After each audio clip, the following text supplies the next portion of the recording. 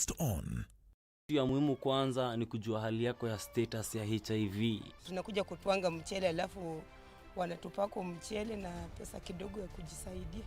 As the once upon a time fishermen of Nyatike find their way into the history books of rice producers in the country. Na huko baharini tulikuwa tunaweza enda na samaki ukose samaki kabisa na ukuje bila hata shilingi moja. La bila gloves haiwezi. Rieni kujijua. Afya bora, maisha bora. Jipime, jiinue. Joel huwa tumi mtu. Safari hii mwambie ajiletee mwenyewe. Get out of my house. Get out. You will regret. Bwana Kisaka. Vipi? Nilikwambia uende zako na usirudi hapa kabisa. Umechiki kama?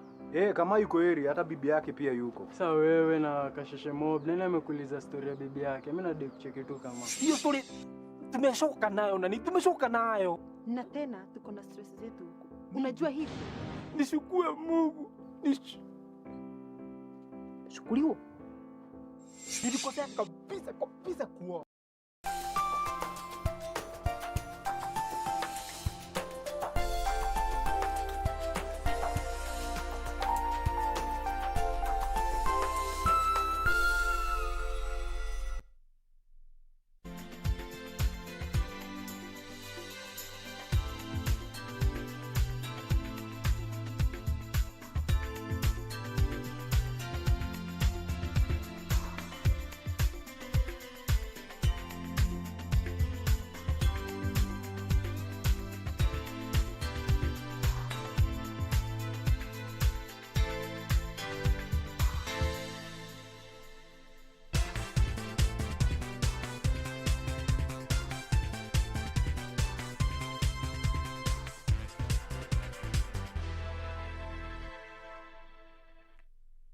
Afternoon, you're watching KBC Channel 1 and this is, the KBC Lunchtime News. I'm Regina Manyara. Now we start off with a sad story here where a 14-year-old boy was killed by a stray bullet suspected to have been fired by Somali forces in Bula, Geneva area of Mandera town. Now the incident has caused an uproar among residents who accuse the local security apparatus of laxity in maintaining security within the town. A somber mood has engulfed Geneva area of Mandera town after a stray bullet suspected to have been fired by Somali forces killed a 14-year-old boy instantly. Confirming the incident, Mandera County Commissioner Onesmus Kiatha asked the Bulahau administration to exercise caution while using firearms. Kwa hivyo ni jambo la kuhusinisha. Already tumeketi chini na kuangalia hiyo kitendo vile kilifanyika. Na kwa saa hii tunasema kwamba uchunguzi unaendelea. The administrator had earlier in the day dispatched an area deputy county commissioner to assess the situation and asked the Somali administration to restrain their forces. Pia asubuhi ya leo tumeweza kutumana sub-county security team wamekutana na wenzetu kutoka Bulahau. Kwa sababu sisi tunadhania hizo bunduki ile ilipigwa hiyo risasi ilitoka upande wa Somalia. Tumeweza kuongea nao na wameweza kujadiliana kwa sababu mambo kama hii inaleta utata kati yetu na Somalia. He said the government will organize talks with the Bulahau administration for mutual coexistence. The incident happened just 4 months after a rapid-propelled grenade that was fired from the Somali side partly destroyed the county government revenue office. Elsewhere, suspected Al-Shabaab militants have destroyed a communication mast in Garissa County this morning. According to locals, 20 gunmen stayed the attack before they were repulsed by security officers manning the facility. No one was reported injured in the incident. Elsewhere, government officials and political leaders have condemned the killing of 2 young boys at Ororwet, Narok South in Narok County. Speaking during a public meeting in the area, Dorcas Kidogo, a commissioner with NCIC, called on the police to investigate the incident and apprehend those responsible. Hatutaki watu waendelee kupigana. Kwa hivyo tungependa kwamba watulie, kama kuna kosa waweze kuwakilisha shida ambayo wako nayo na iweze kutatuliwa katika njia ya kisheria. Hii kazi ya amani, kuna wale ambao hawafurahii na labda wangetumia njama zozote kuweza kuharibu ile michakato ya amani ambayo tayari tumeiweka. lakini kama ya nia yoyote ni kuvuruga hii amani, hii wazee kukuja hapa wameamua kwamba liwalo liwe, amani itaingia. Communal skirmishes in the area have led to the death of more than 10 people. Reporting for Channel 1 News, I'm Timothy Kipnusu. Now, over 700 families living in a slum within Thika town have received food donations courtesy of First Lady Margaret Kenyatta. The donation presented by former Kiambu woman representative Anne Nyakabi was mainly targeted at children whose plight has been worsened by the effects of the coronavirus pandemic. The donation was mainly for those who are living in squalor, many of who have lost livelihoods following the coronavirus pandemic. Najua kwa sababu kazi imesimamisha kwa sababu ya hii corona, janga ya corona, tunaona kweli hawana pahali ya kupata chakula, hakuna pahali ambapo wanaweza kusaidika. So leo tumekuja, tumepatia familia 700, wamechanganya na watu ambao walemavu, watu ambao wana magonjwa tofauti ambao wanajulikana kwa wazee wa mitaa, na hiyo chakula tumekuja kuwapatia kwa sababu Her Excellency Mama Ngina Kenyatta amesikia ya kwamba kuna hiyo shida na anampigia simu, anaendelea kumwambia vile wanataka usaidizi.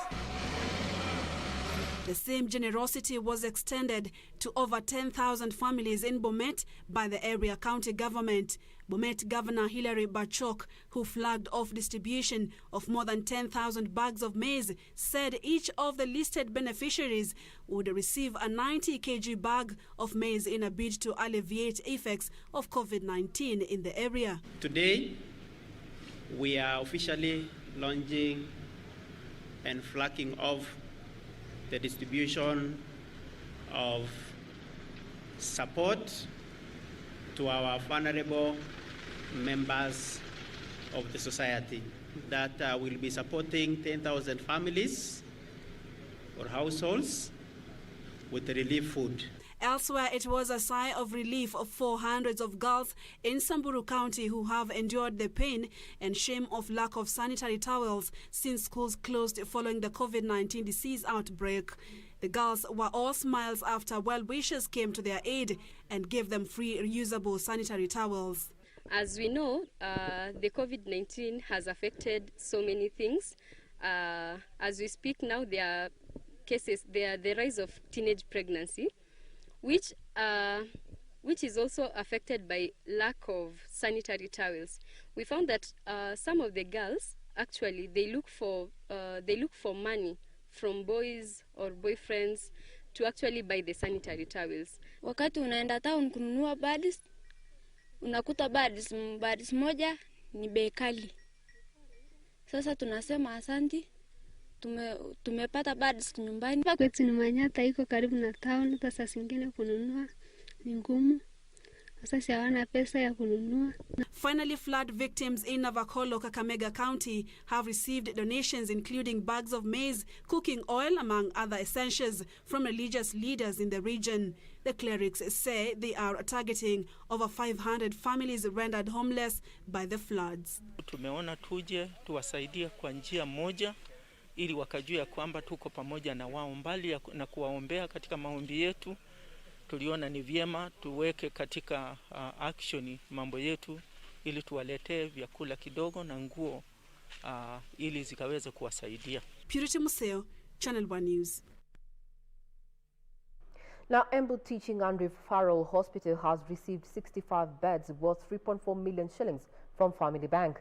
The donations included 18 ICU beds that were handed over to Governor Martin Wambora, who has said it was a milestone for the county in the fight against coronavirus pandemic. Embu County Governor Martin Wambora says his administration is currently struggling as they wait for the 5 billion shillings from the national government for the fight against COVID-19 pandemic, which is yet to be released. As you know, we are still struggling, waiting for the 5 billion. It has not arrived, but we said we shall not just wait and when we have friends around. We made a lot of plea. He noted that with the lifting of the Nairobi lockdown, Embu County is receiving many visitors, hence the need to be ready as the number of those infected by the virus keeps surging. As you are aware, The movement, inter-county movement is now around, and we can expect people from Mombasa, from Nairobi, from Madeira, na kadhalika, even from Busia. So we must be ready for this war, COVID-19 war. He urged all the residents in Embu to observe extra care as they interact and conduct their businesses by adhering strictly to the protocols set by the Ministry of Health in the fight against the pandemic.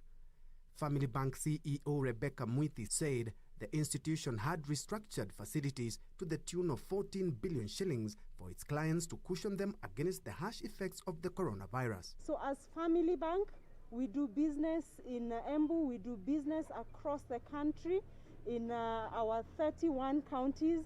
So we've taken it as part of our building of our sustainable business.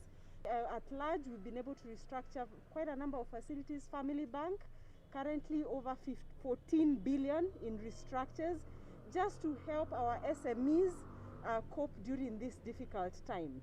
For Channel 1 News, I'm Ben Troinjue. So far, the only donation. Now, a section of the clergy has called for a review of the guidelines for the phased reopening of places of worship. The men of the cloth argue that most of their colleagues are well above 58 years of age, an age limit set by the government for anyone seeking to congregate in places of worship. They want the guidelines struck off as it will bar most of them from carrying out their shepherding duties. The move by the government to discourage the elderly from going to places of worship has been met with criticism by a section of the clergy. Persons aged 59 years and above have been urged to stay away from places of worship due to health risks posed by the coronavirus. Wakienda kanisani ndio watashikwa na corona. Na sokoni watu wako wametangamana, hata tukiongea sasa hivi, ukienda sokoni utakuta watu wanakaa kwa soko 6 hours, 7 hours, many hours.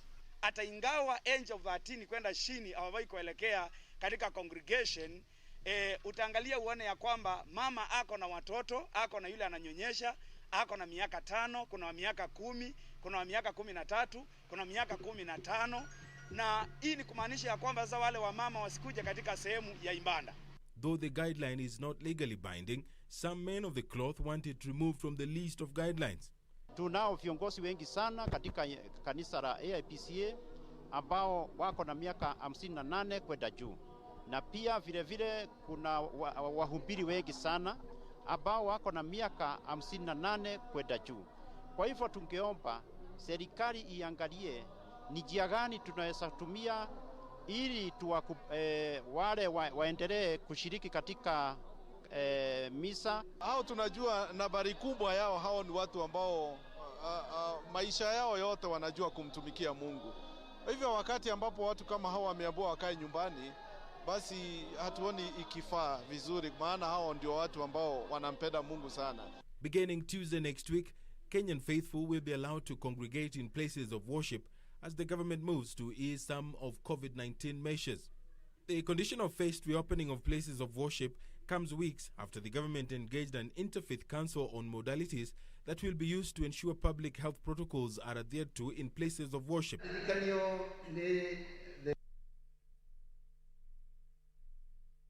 The church reopening debate there. What is your take? Remember, we are live, and our website is www.kbc.co.ke. Give us your feedback in regard to stories that we are highlighting for you during this broadcast. Now, going global is a charity farm, Oxfam, international ones, that over 12,000 people could die a day from hunger than from COVID-19 disease itself. The global organization working together to end injustice of poverty has identified 10 countries as a potential hotspots, including Yemen, DRC Congo, and Afghanistan. Globally, there are now 12 million confirmed coronavirus cases and almost 549,000 deaths. Oxfam has warned that by the end of the year, 12,000 people could die per day from hunger linked to COVID-19, more than will die from the disease itself. The charity says a number of factors will cause an increase in hunger, including mass unemployment, food producers dealing with lockdowns, and difficulties distributing aid. The report identified 10 hunger hotspots, including Yemen, DR Congo, Afghanistan, Venezuela, West African Sahel, Ethiopia, South Sudan, Syria, Sudan, and Haiti. Local businesses and politicians in Leicester are angry the city will not receive extra financial support after it was put into local lockdown on 30th June following a spike in COVID-19 cases. Last week, Health Secretary Matt Hancock said there would be extra financial support for Leicester businesses affected. 2 elite U.S. universities are suing immigration services over a decision to withdraw visas from foreign students whose courses move fully online. Harvard and the Massachusetts Institute of Technology filed the lawsuit against Homeland Security and Immigration and Customs Enforcement. In Africa, Nigerian government has reversed its decision to reopen schools across the country. The Education Minister Adamu said that schools would only reopen when it was safe to do so and not when the number of coronavirus cases was rising in the country.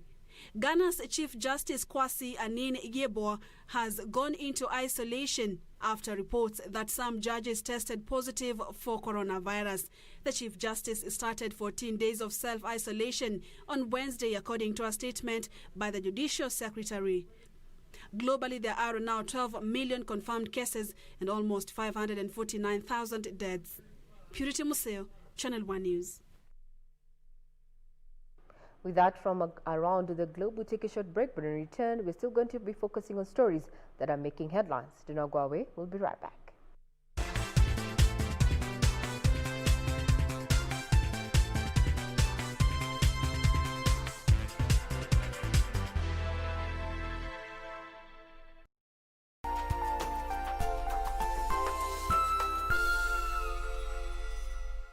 The coronavirus pandemic forced several countries that were scheduled to hold their elections to go back to the drawing board, pondering on whether to hold or to postpone.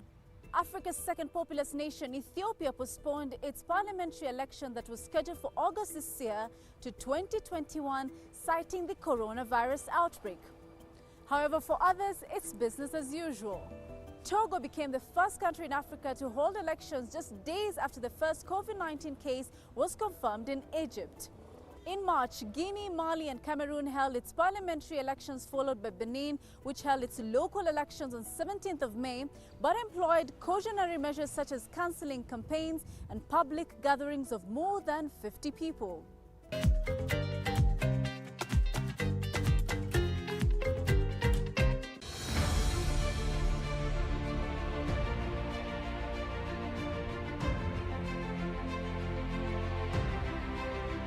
What happens when you introduce rice farming to a society that has been fishing for the better part of their lives?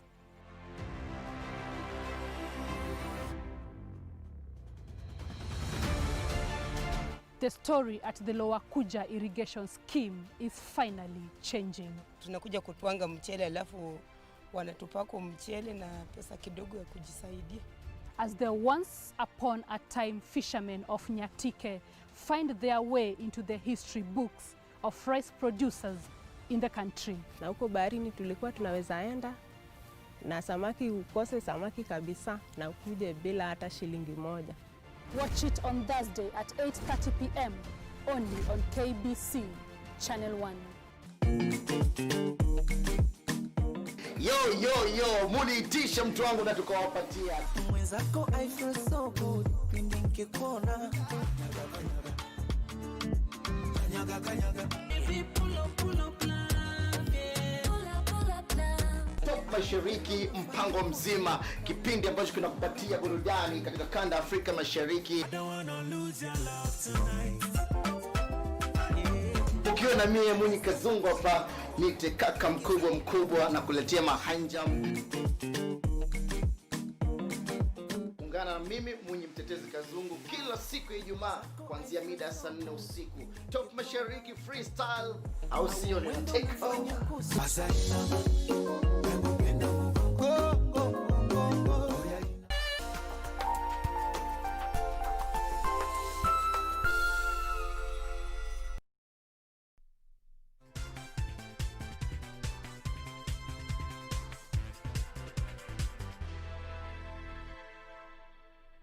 Good afternoon. You're watching KBC Lunchtime News and I'm Regina Manyara. Now, more than 200 traders operating at Kasarani Market in Busia County are counting losses after their stalls were demolished by unknown people in the wee hours of the night. The businessmen are accusing the county government of selling the space meant for traders. They now want the governor to intervene and give them a permanent location for their businesses. Kasarani Market in Busia County. Stalls demolished. Traders counting losses after their goods were stolen by unknown people who took advantage of the night demolitions. The traders now want Governor Sospito Jamong administration to intervene and allocate them new spaces to operate from. Hawa watu municipal wenyewe ndio walikuja wakallocate sisi hapo, wakatuambia this the market mwanzie hapa. Sasa we are wondering kwa nini wanatufukuza hivyo. Tunataka watusaidie hivi, tunataka watuonyeshe mahali ya kwenda. Hatukatai kwenda, lakini once they give us the place, we are ready to go. Lawyer Maxwell Okenyo, representing the traders, urged Busia locals to halt the demolition process and give traders 1 week's notice to vacate. So that is why we are saying ni obligation ya county government kuwapa sehemu ya kufanyia biashara yao hapa mjini. He appealed to the county government to relocate the traders so that they can resume their businesses.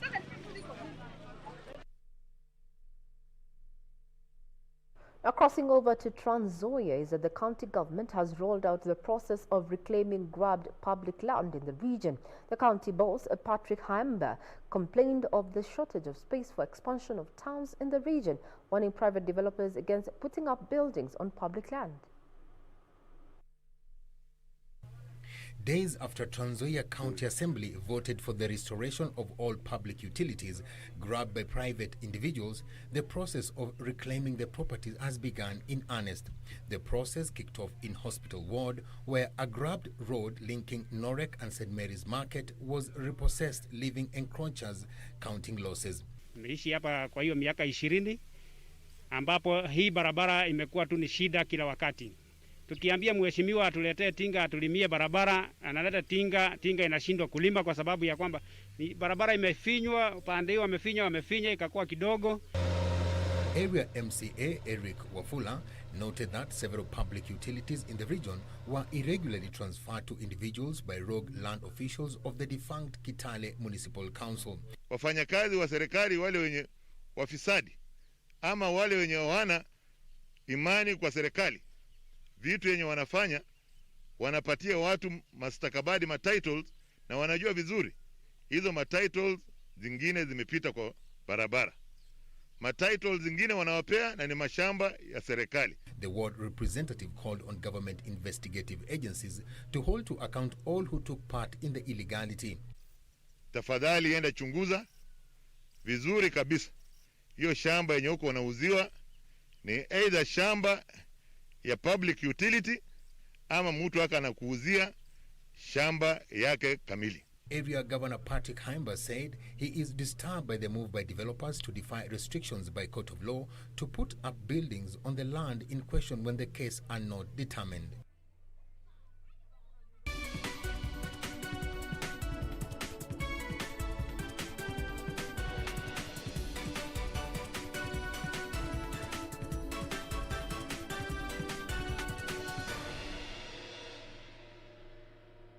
To business, the Kenya Coffee Producers Association wants implementation of the new coffee regulations suspended, arguing that there are missing links within the structures.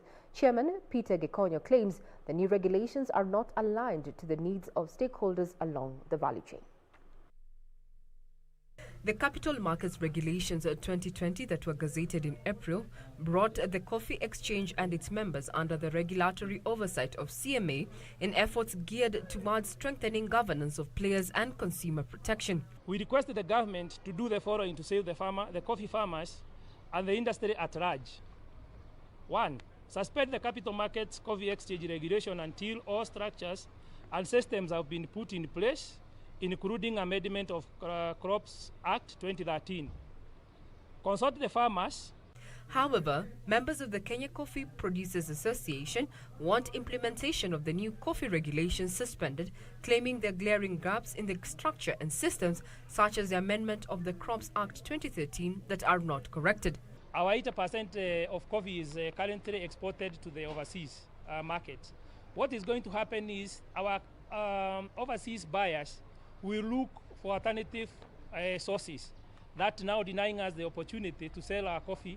They are calling for inclusive consultations involving all stakeholders to effectively address issues affecting the coffee industry. And you see, coffee is usually processed and it is usually presented for sale in lots. Lots depending on how coffee was processed and the time that it was milled. So therefore means that we could have a lot of coffee that is not yet sold. And of course, again, we have been having a challenge because of the pandemic.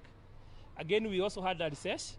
So there is a lot of coffee that was not really transacted, or rather, that was not, we were not able to sell as the farmers through the marketing agents. On Monday, the Capital Markets Authority extended the term of the old coffee regulations that were to be replaced this month due to delays in putting up direct settlement system that is meant to facilitate payments for coffee sales. Ray Manyara reporting for Channel 1 Business. Now, Huawei Kenya and partners have organized an online job fair as they seek to hire more than 40 professionals and ICT workers. Now, ICT Principal Secretary Dr. Jerome Ochem, who had attended the job fair, said Kenya will continue to expand the IT infrastructure across the country to facilitate firms to transfer jobs online, as well as enable Kenyans to seek online jobs. During this COVID-19 period, the country is more dependent on ICT than ever before. Kenya is in a relatively good position thanks to the investment and progress in the last 10 to 20 years by the government, private sector and other stakeholders. Existing infrastructure, online services and e-government requires talent to build, maintain and support them, while also advancing the new developments for Kenya to utilize technology to manage the COVID-19 pandemic, recover faster after the pandemic and to speed up the country's long-term growth. We set up our East Africa Training Center soon after we started business in Kenya, which has trained more than 5,000 people. We have hired thousands of local people during that time, and on average, 2,000 Kenyans are working on Huawei projects directly or indirectly. Currently, over 80% of the population are covered by 3G network and able to access multiple government services online, while also doing business, transacting money and getting health information online. Huawei has been working in Kenya for more than 20 years. We are proud to have helped build much of the mobile networks, government fiber network, even M-Pesa, which are all so crucial today during this pandemic. We actually are in the process of even rolling out 4G network across the country through a program we are calling Project Loon, whereby we will be using balloons as our base stations. The government is calling on the private sector to transfer some of the workload online to keep workers employed and reduce cases of massive job losses. The future of work is online. That work has now moved and our work now will be available online. And we are better placed if we embrace that and we prepare ourselves through skills development.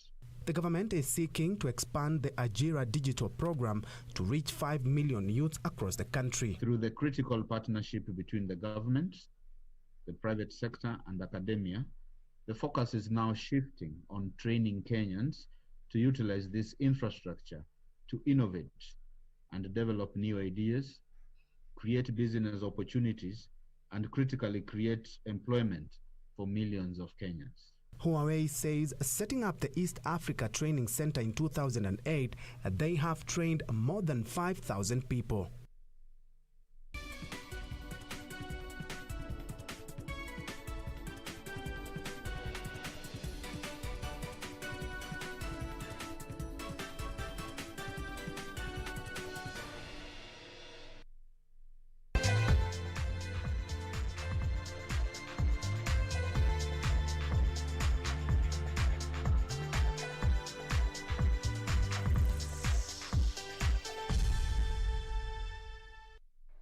How about now we focus on matters sports, where Manchester City returned to winning ways in style by thrashing hapless Newcastle 5-0 at Etihad Stadium. Pep Guardiola's side were surprisingly beaten at Southampton in the previous Premier League game, but 2 goals in the opening 20 minutes against the Magpies effectively settled this contest.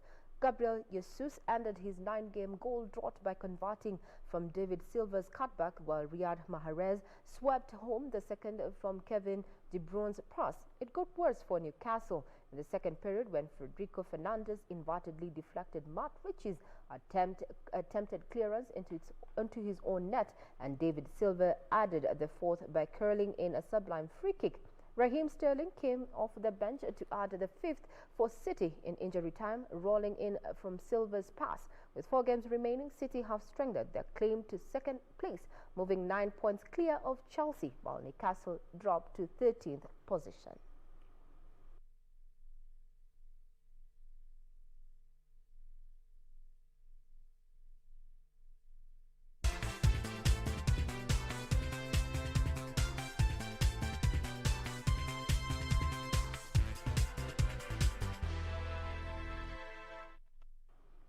Now, with that from the sporting arena, brings the cup to the lunchtime news as we know it. I want to remind you that today's COVID-19 status update is going to be held from County 001, that is Mombasa, and we're going to be bringing you up to speed blow by blow as we have that particular report. So do keep it right here, and in case you missed any of the stories that we have highlighted, you can get a read and even a view of what has been happening and making headlines in matters of regional news as well as global news on our website, that is www.kbc.co.ke.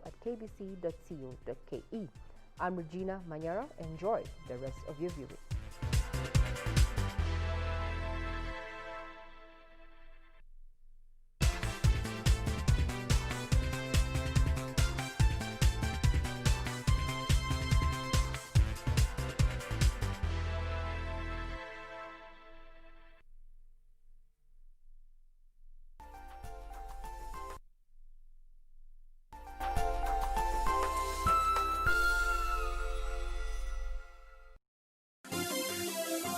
Vera Beauty College.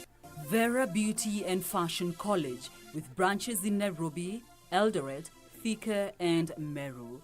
Did you know that we are a TVET approved institution? We offer courses in fashion design, interior design in soft furnishing, event decoration, flower arrangement, event planning, hairdressing, barbering and dreadlocks, beauty therapy, makeup, nail technology, spa massages, teaching skills, TOT, solo business management, and many more. Register now and visit our website on www.verabeautycollege.com. You can also call on 0725 923 550 Nairobi branch, 0728 087 689 Eldoret branch, 0722 22 7428 Thika branch, 0725 000 706 Meru branch. Vera Beauty and Fashion College, a TVET approved institution.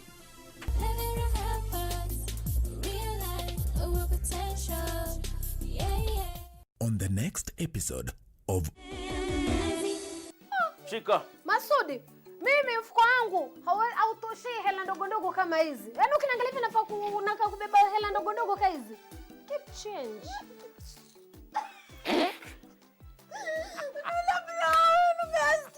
Machikari. Hakuna aliyena kichaa wala sijui uko juu gani hapa. Hakuna.